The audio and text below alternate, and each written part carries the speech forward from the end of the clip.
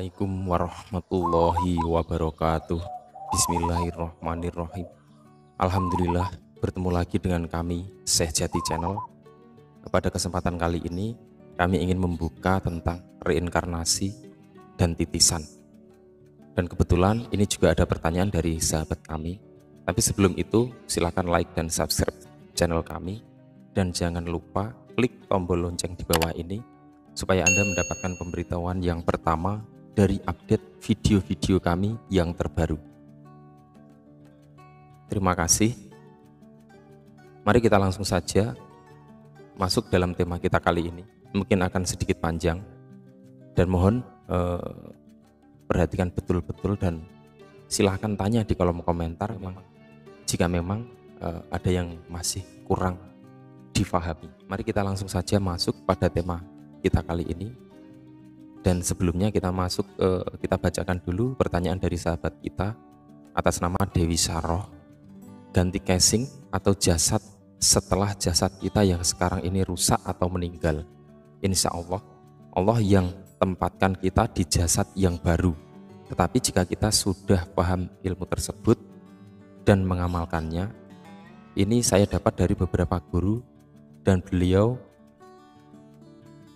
jika sengaja sulit ditemukan di tempat tinggalnya, dan guru saya yang lain sedang alami proses ganti casing.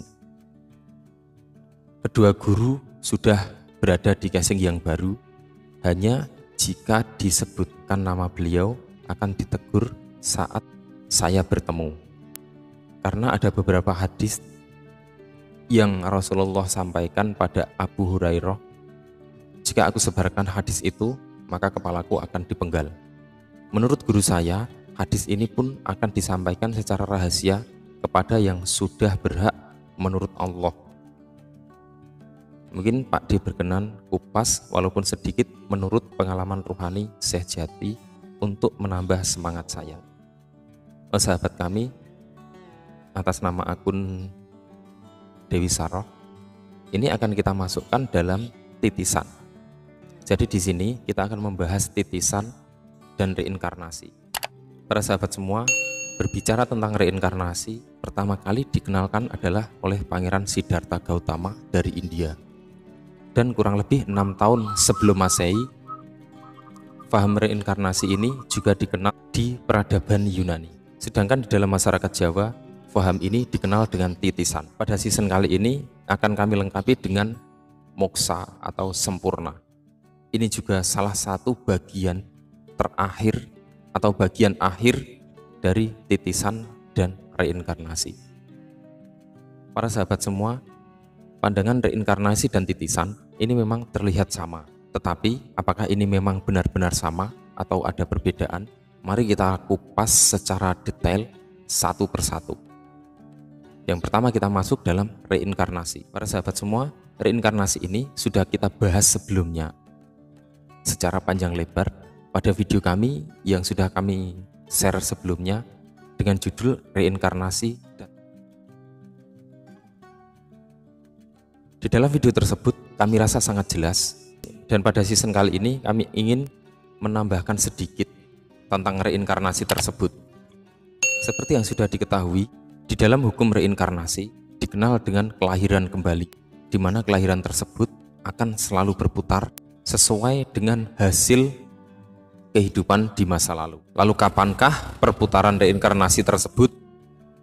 Jadi sebelum manusia direinkarnasi, maka mereka akan terus berada dalam alam penantian. Mereka akan terus menunggu di sana sampai terbukanya lubang reinkarnasi.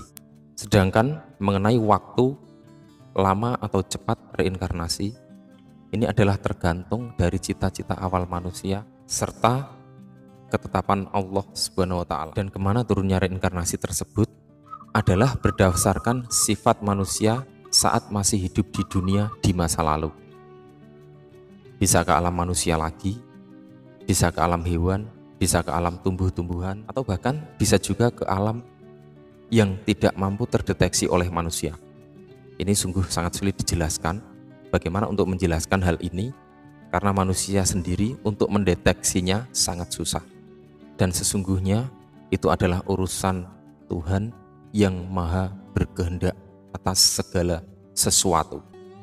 Jadi untuk manusia mampu direinkarnasi ke dunia adalah murni dari usaha budi manusia saat masih hidup di masa lalu. Sementara itu, dalam alam penantian sana, sukma manusia, dia tidak bisa berbuat apa-apa, dia tidak bisa beraktivitas apa-apa, dan dia juga tidak bisa berkehendak lagi, tidak bisa berkeinginan karena akal sudah tidak berfungsi.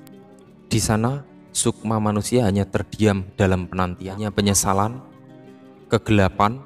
Di sana juga tidak ada lagi yang membantunya, dan tiada juga yang mampu menuntun sukma ke lubang reinkarnasi. Di sana, sukma hanya menunggu waktu dari Tuhan saja, tergantung dengan amal saat di dunia. Para sahabat semua, perlu kita ingat salah satu hadis yang menegaskan manusia mampu tertolong pada saat akan masuk ke lubang reinkarnasi. Disebutkan di dalam salah satu hadis Abu Hurairah radhiyallahu an, ia berkata bahwa Rasulullah Shallallahu alaihi wasallam bersabda, jika seseorang meninggal dunia, maka terputuslah segala amalannya kecuali 3 perkara, yaitu amal saat di dunia, ilmu yang bermanfaat, dan doa dari anak yang soleh. Ketiga perkara tersebutlah yang tanpa kita sadari akan menuntun kita di alam penantian. Di sana sukma kita tidak tahu siapa yang akan menuntun kita, dia hanya mengetahui ada sebuah cahaya yang akan menuntun, menarik mereka ke lubang reinkarnasi. Dan setelah direinkarnasi, manusia memiliki kesempatan untuk memperbaiki hidupnya dari sifat-sifat yang kurang terpuji menjadi yang lebih baik. Untuk selanjutnya kita masuk dalam titisan.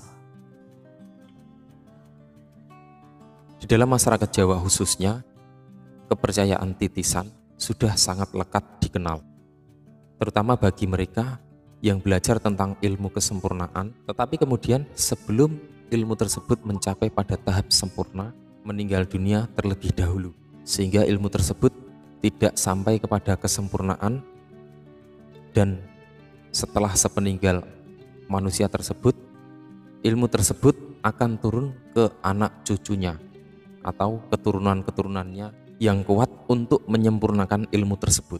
Kemudian di sini titisan tersebut akan terjadi karena beberapa faktor, misalnya dengan mempelajari ilmu kesempurnaan yang belum sampai sempurna, atau manusia yang memiliki cita-cita mulia yang belum sampai terselesaikan, misalnya menyebarkan kebaikan kepada umat-umat di dunia dan sebagainya.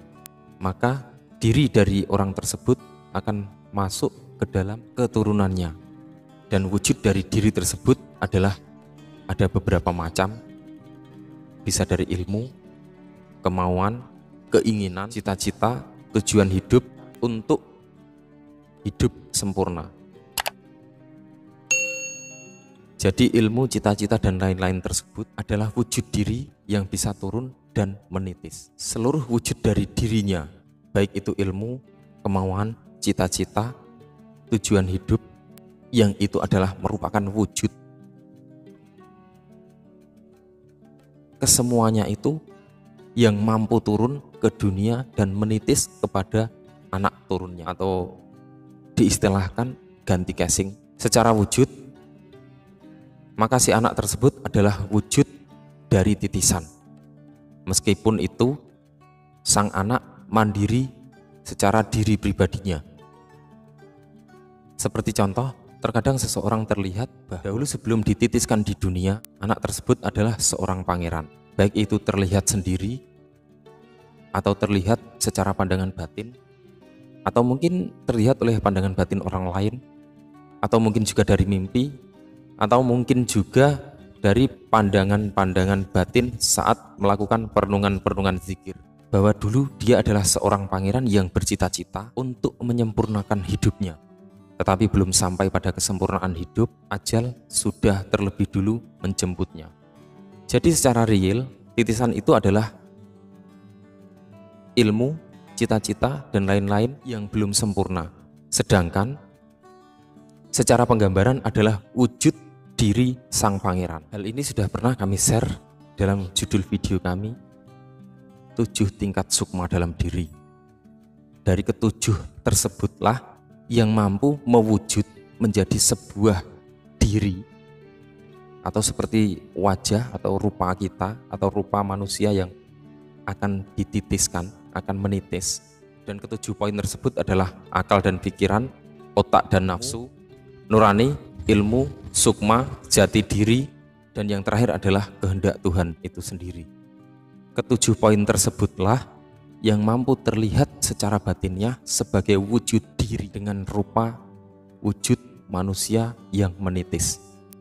Di dalam sebuah titisan atau reinkarnasi, sukma akan tertinggal di alam dunia dan ruh akan kembali kepada Tuhan. Sedangkan untuk reinkarnasi ini sedikit beda dengan titisan. Di dalam keadaan titisan, manusia bisa menitis sendiri kepada keturunannya.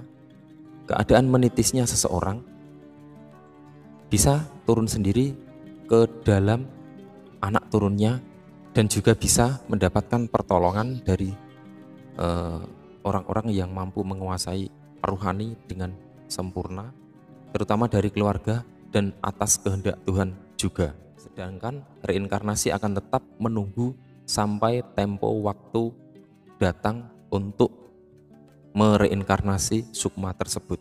Kemudian yang terakhir adalah moksa atau sempurna.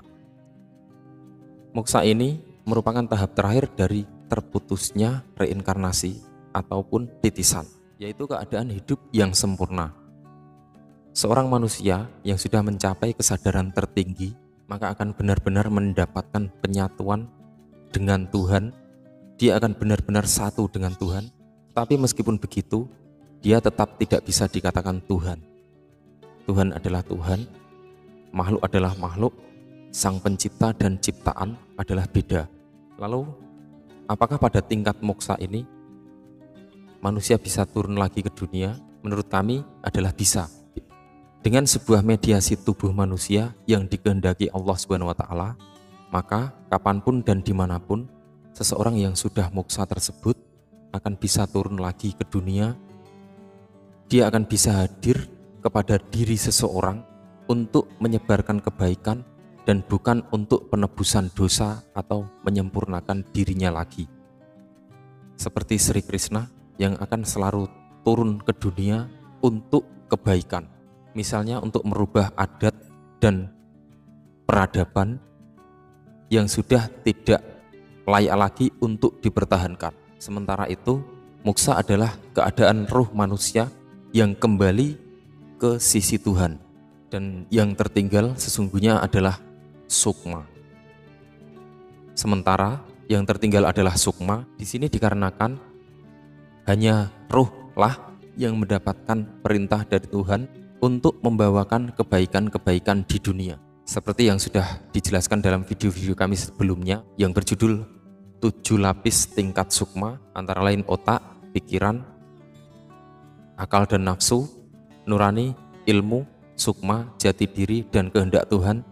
Ketujuh poin tersebut adalah bentuk wujud batin manusia. Karena ruh yang dipertahankan Tuhan tersebut, maka disinilah ruh mampu mengukui sukma hingga sampai pada kesempurnaan. Maka disinilah jika ruh tersebut mengukui sukma, maka disinilah jika ruh tersebut yang mengukui sukma atau sampai pada kesempurnaan, maka inilah yang disebut moksa, yakni kembali kepada Tuhan dan tidak lagi masuk dalam lingkaran reinkarnasi, kembali ke sisi Tuhan seperti para nabi dan para wali serta para kekasih-kekasih. Dan ini semua adalah hasil kehidupan manusia saat hidup di dunia. Mungkin zikir rasul, zikir sukma, zikir ruh, zikir nafas, zikir kesempurnaan, dan yang lain. Jadi di sini bukan hanya sekedar zikir hati atau zikir lahiriah, tetapi lebih pada zikir yang betul-betul batiniah, yang terdalam. Jadi kecuali sukma yang dikukuhi ruh saat kembali ke sisi Tuhan, itulah yang namanya moksa. Semuanya, lahir dan batin, akan ikut untuk kembali kepada Allah. Inilah yang disebut sempurna. Semuanya kembali, hidup kembali kepada Sang Maha Hidup. Keempat anasir, api, udara, air, dan tanah, kembali ke asalnya, dan ini sesuai dengan innalillahi wa innalillahi roji'un. Wallahu a'lam bishawab. Wassalamualaikum warahmatullahi wabarakatuh.